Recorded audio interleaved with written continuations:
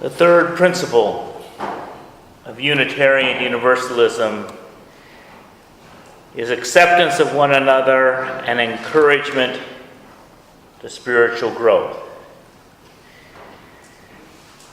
Acceptance is an interesting word. It can mean a lot of different things. On one level, it is the acceptance of various people.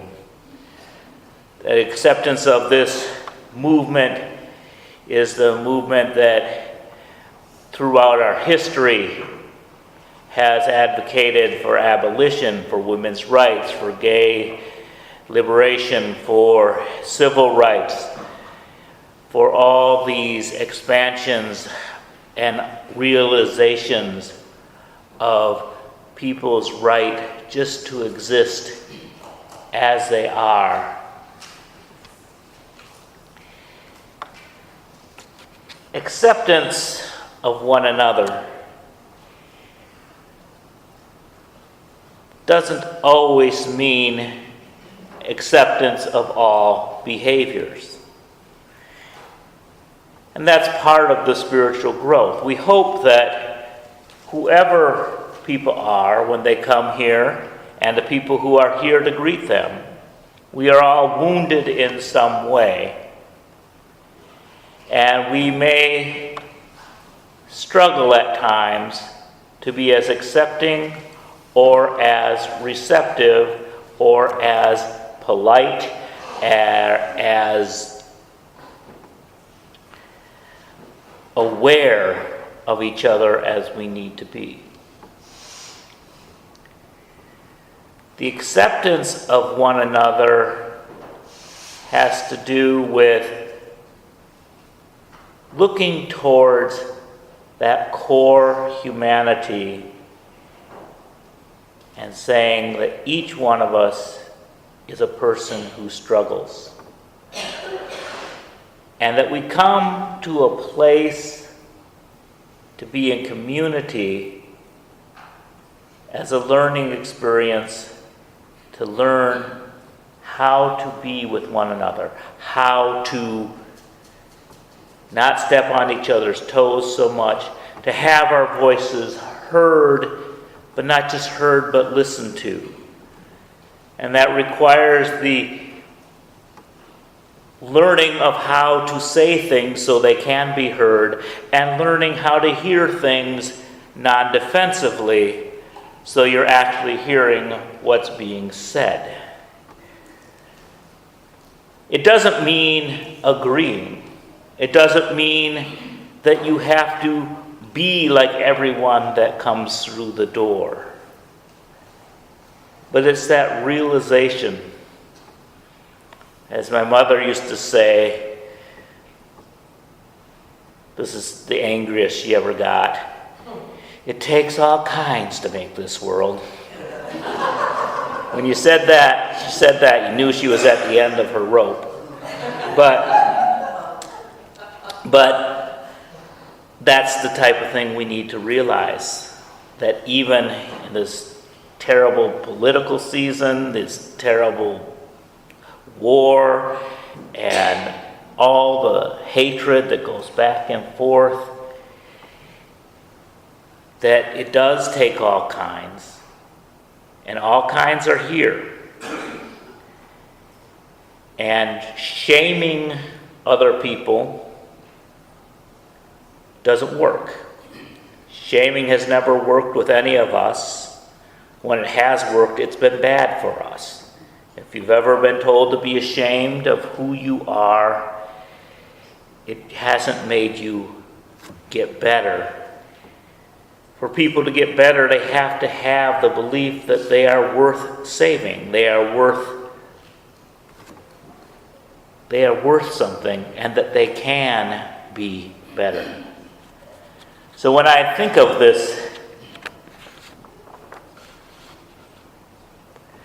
this principle, we are saying two things to people, to ourselves and everyone who walks in this door. Be who you are, and become even better. It seems like a contradiction because acceptance seems like you're okay just the way you are. But even though that's true, it doesn't mean that we can't be better. This acceptance has its roots in our Universalist heritage. I read this poem, Outwitted, by Edwin Markham, which captures the spirit of universalism. He drew a circle that shut me out, heretic, rebel, a thing to flout. But love and I had the wit to win. We drew a circle that took him in. That should be the spirit of Unitarian Universalist churches. And sometimes that's hard to do because many of us are refugees from other traditions, other experiences, and it's wonderful to find the Unitarian Universalist church and say, okay, this is a safe place, and let's keep it safe. And now that I'm in it, I'm afraid to let anybody else in.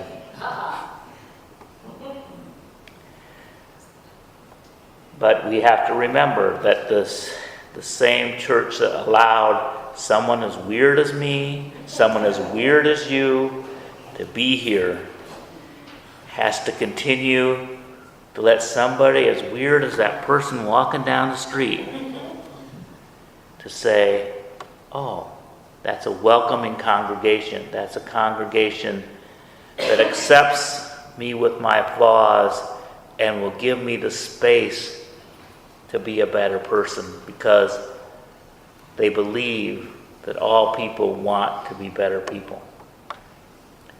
We are creating a big circle that lets people in.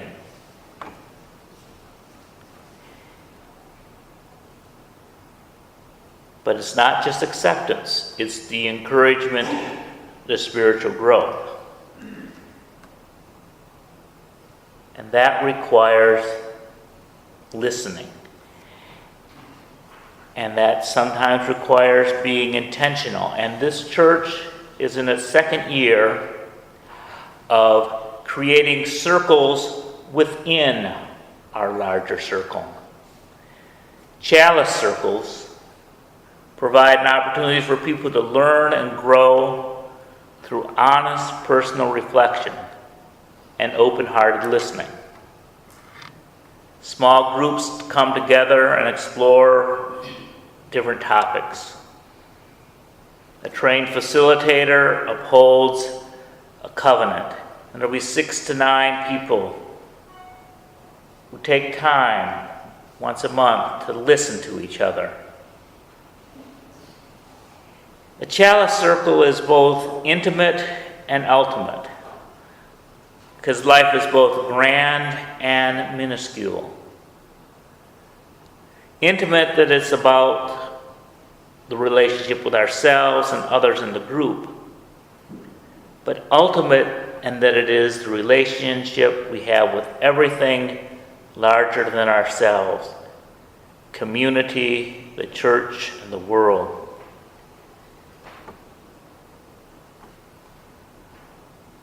We're looking for a core of people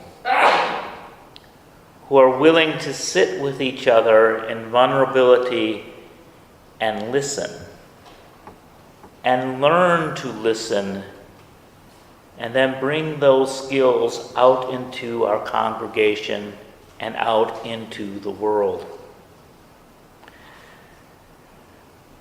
Our Chalice program runs October through May, and there are sign-ups in the coffee hour after service.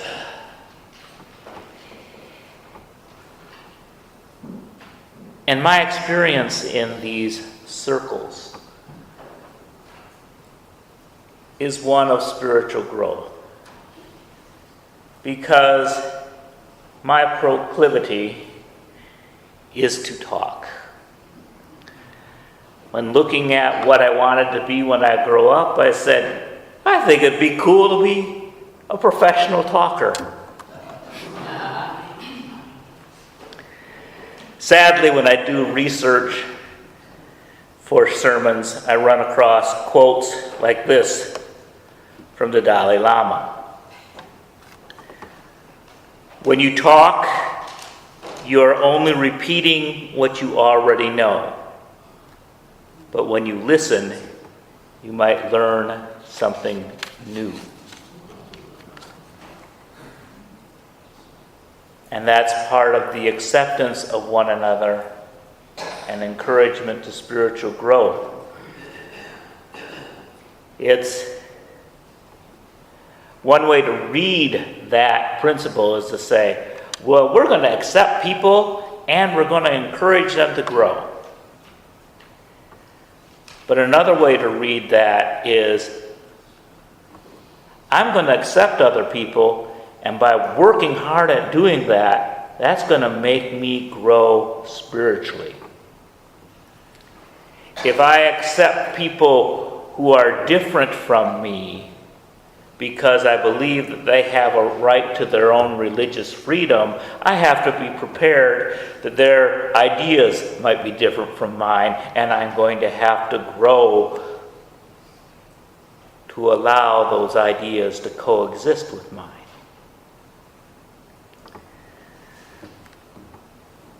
It's hard to listen. It's hard to listen because we're so full of things that we want to say.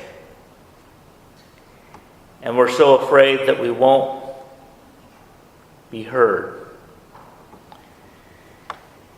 And sometimes it isn't words of wisdom from somebody like the Dalai Lama that get through to me.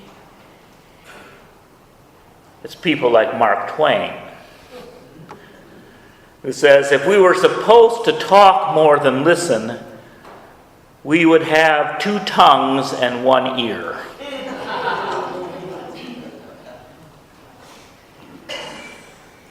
That sense of taking time to sit still, to really focus.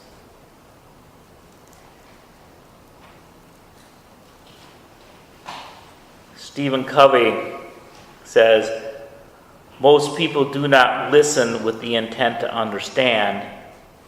They listen with the intent to reply.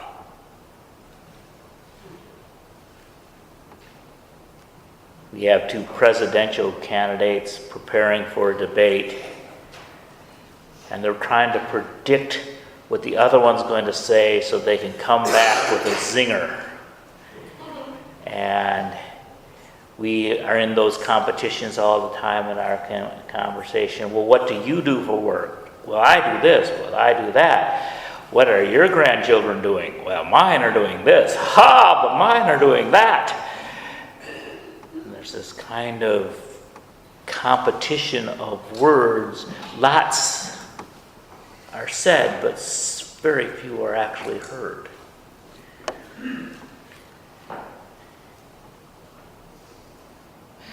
In the chalice circle, generally starts with a check-in. And people take turns and say their complete piece without people interrupting, without people saying, well, what about this? What about that? Have you ever considered this? Hey, here's some free advice that you didn't ask for.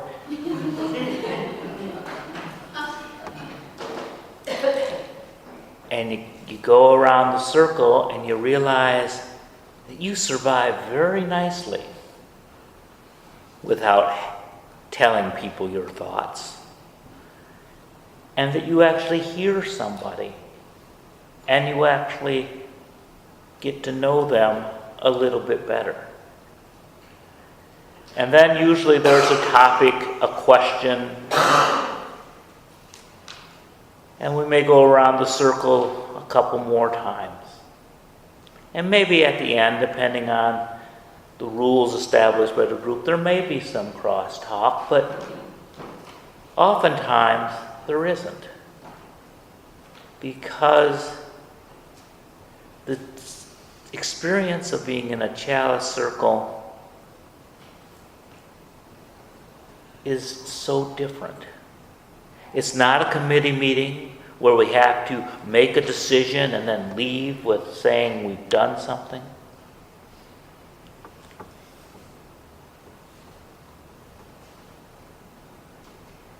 It's not a proving ground where you have to prove that you're somehow smarter or more caring than somebody else. It's a place to just be.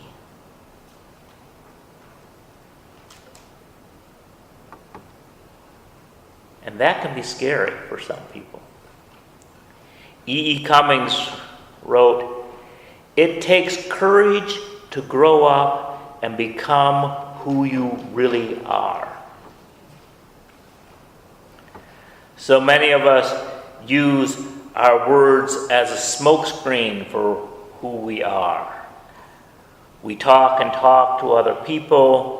When we have a moment alone, we turn on the radio to hear somebody talk at us or music to talk at us because we don't want to listen to ourselves and we don't want to listen to others because it is frightening to really hear what's going on. It takes courage to just be and say, I really feel these things. I don't always like that I feel these things, but I feel them. I don't know if I like what I'm doing, but I'm doing it. Here I am. And to do that in the presence of other people, knowing that they're not going to come back and say, well, you ought to do it this way, you ought to do it that way. But they say, thank you for sharing. Here's a space where you can hear yourself and know that others hear you. And you will have the strength to grow spiritually. Encouragement to spiritual growth.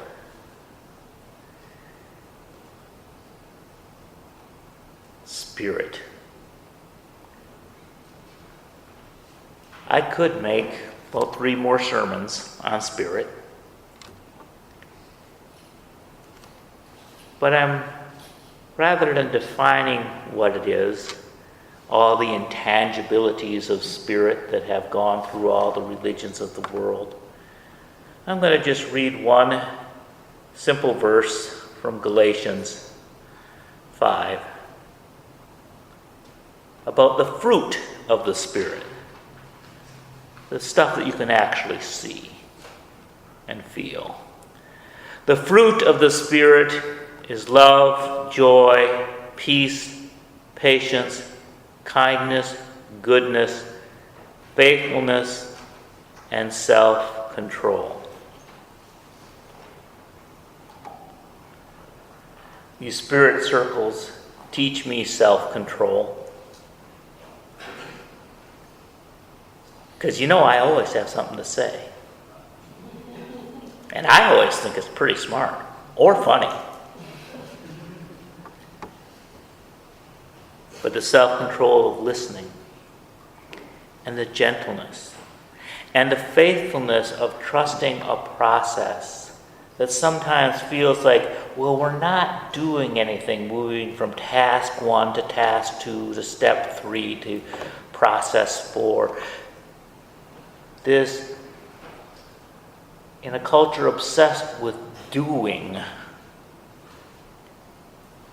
just being together, requiring that faithfulness to just be and trusting, the patience, the peacefulness.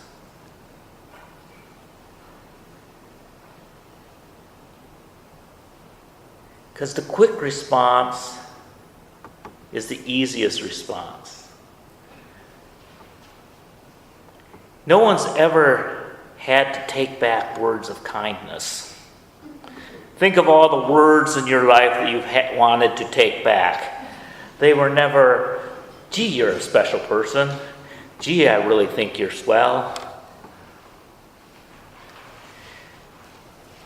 They're usually hateful. Hate is easy. Love takes courage. Because if you say I love you, you're not sure whether the person will say I love you too, or whether they will love you back, or what is meant by love. It takes courage and that faithfulness to just stick with the process. Hate is easier. You just say your piece, you do a violent act, you name call, you do a clever retort that puts someone in their place.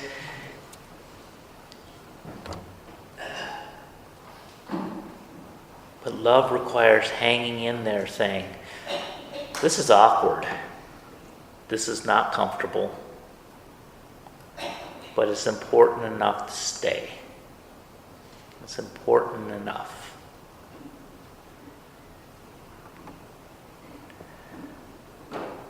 And I'm not talking about romantic notions of love.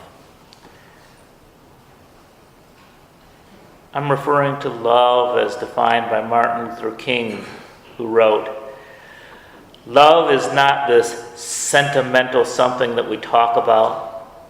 It's not merely a physical something. Love is creative understanding, goodwill for all people, refusal to defeat any individual. When you rise to the level of love with its great beauty and power, you seek only to defeat evil systems."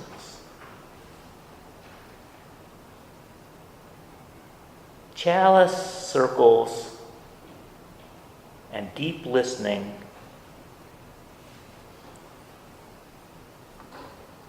although in themselves are a lovely little exercise that you can do once a month, and you get to know 5 or 6 people better, and that just has its own benefit. But it's also a rehearsal for life. It can be a way to open the door to a transcending love that accepts others and encourages spiritual growth.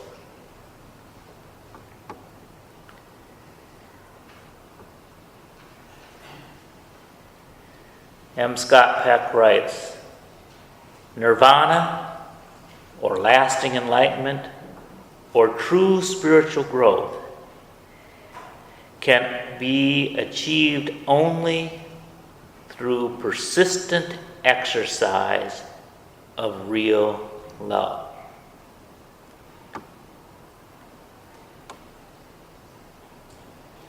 And so I encourage all of us to try this discipline.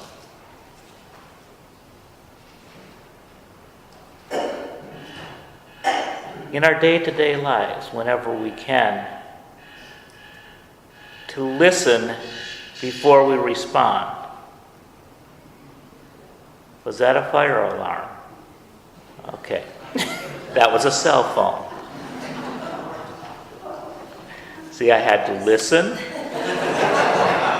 I had to ask a question. And then decide. And then be open to change when you listen. We can all do that walking out of here.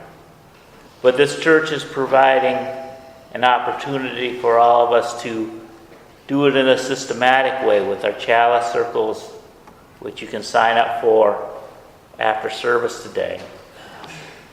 And a similar thing is happening in the community Next week, when you come to the Black Lives Matter open house, the Diversity Roundtable will be doing an example of what they call conversation circles.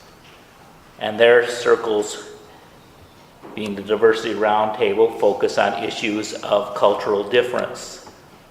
But they're basically the same model. Gail led one of these circles about 2-3 years ago. And it's that chance of just sitting and listening. Because when we talk about race relations or immigrants or religious differences in this country, so often it gets to the level of trying to prove a point. And people try to prove a point before they even have heard one another.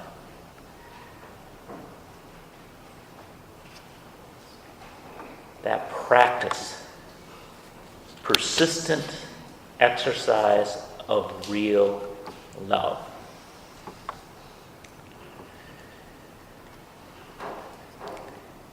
Spiritual growth.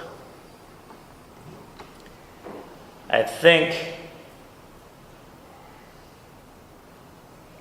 we like to think that it'd be nice if everybody believed just like us.